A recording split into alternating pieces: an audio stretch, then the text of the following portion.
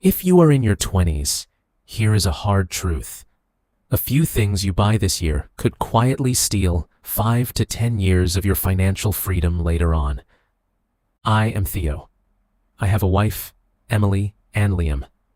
So I see money very differently from the way I did at 22.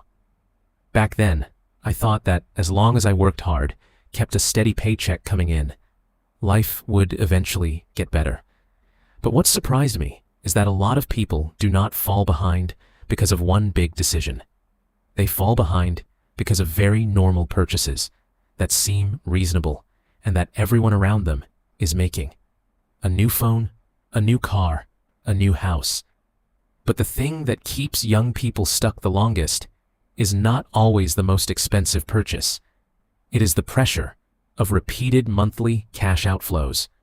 Sources like the Consumer Financial Protection Bureau and the Federal Reserve have also shown many times that short-term cash pressure is what really wears down financial progress. What I find strange is that everyone says, when you are young, just live your life.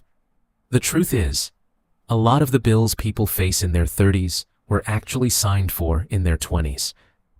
I am not saying this to scare you. I am saying it because I have already lived through that stage. There was a time when I spent money on things that looked completely reasonable, as long as I was still going to work and still paying my bills on time. But after building a life with Emily, and then having Liam, I came to understand something very real. Money is not just money. It determines whether you can stay calm when something goes wrong. And growing up is not about how much you earn first. It is about starting to recognize which purchases are actually building the foundation for your life, and which ones only make you feel secure for a moment. The first thing I wish I had bought earlier in my 20s was a skill that could be turned into income. Not something that just looked professional. A real skill.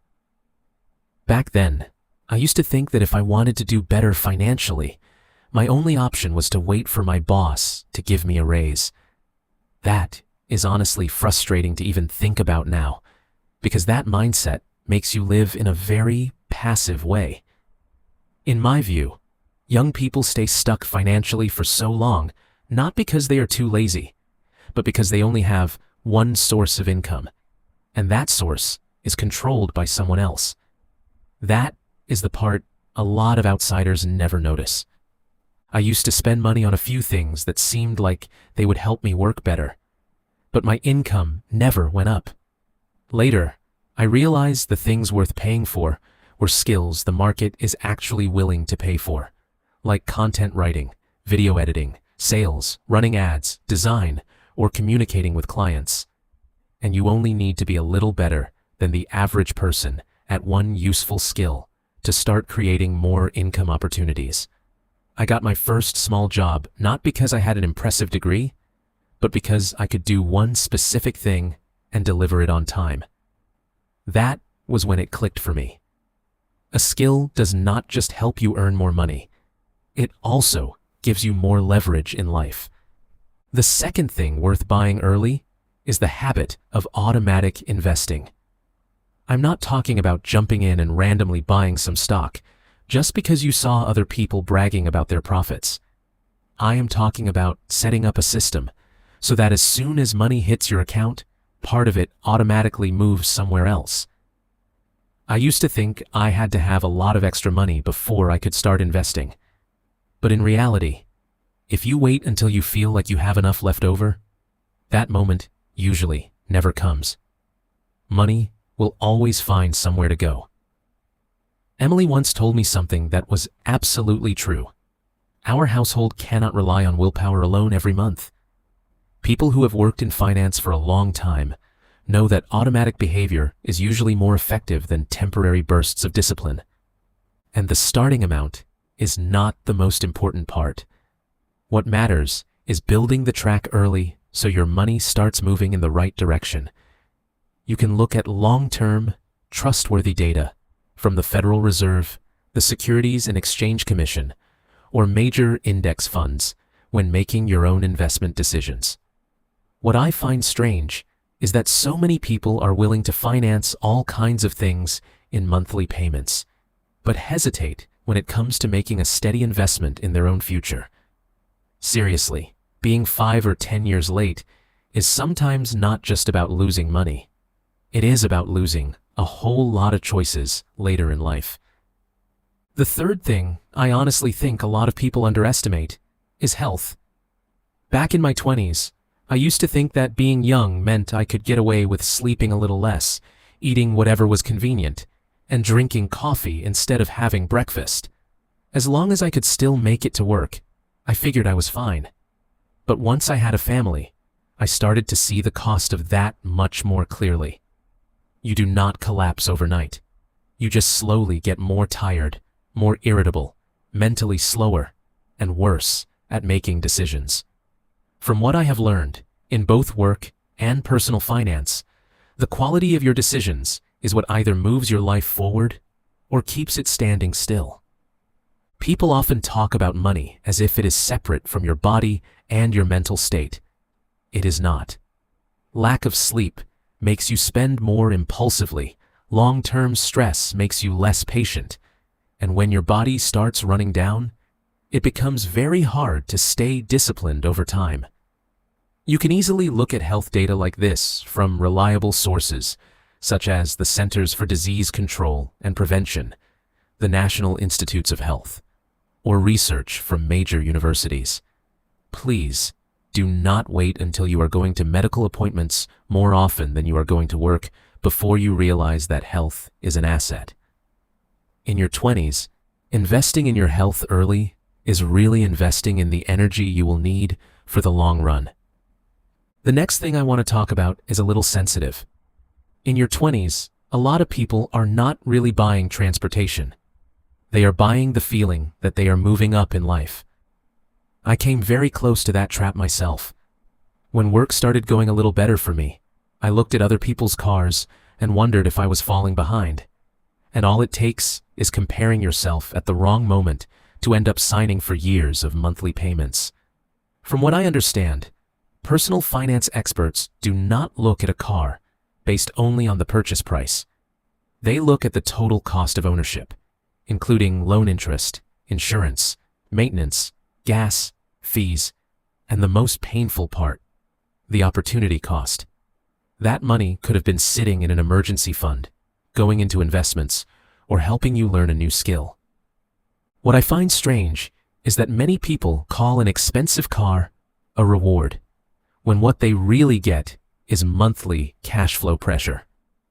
Ever since building a life with Emily and raising Liam, I've seen even more clearly that a car that is reliable, safe, and does not break down often is what actually matters. It does not need to be flashy. It just should not turn you into someone who has to cling to a job you hate just to pay for something that only looks successful on the surface.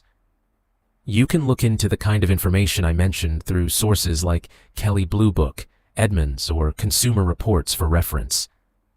Honestly, in your 20s, buy flexibility first, not a polished image. The fifth thing I want you to invest in early is a better living environment and higher quality relationships. I know that sounds a little vague, but this is one of the things that completely changed how I see life. I used to think that working hard was enough, but what surprised me is that many opportunities do not come directly from effort alone.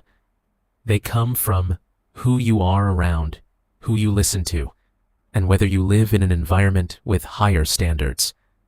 A lot of talented people still move slowly simply because there is no one around them raising their standards.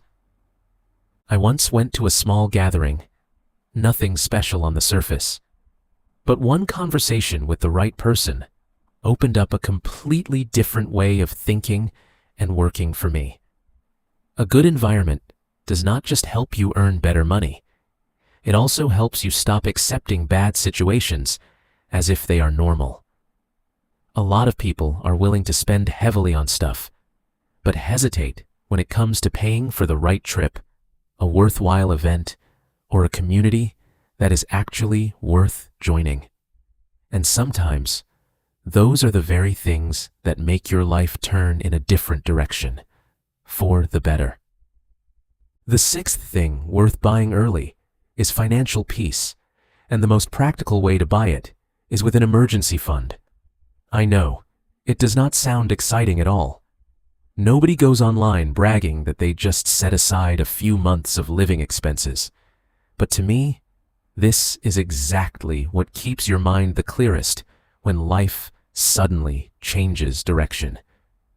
There was a period when I had to deal with unexpected bills, less work coming in, and family issues at home with Emily and Liam all at the same time. That was when I saw it clearly.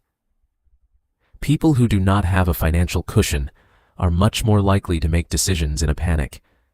An emergency fund does not just protect your money. It protects your standard of living, your peace of mind, and your ability to say no to bad options. Do not wait until the worst week of your life to understand the value of that money. The last thing, and also the one most people underestimate, is the ability to maintain long-term focus. In work and in money, the people who can stay focused longer usually go farther. When Liam was little, or whenever the neighbors were renovating, there were days when my house was really noisy and our whole routine got thrown off. That was when I realized my problem was not a lack of effort.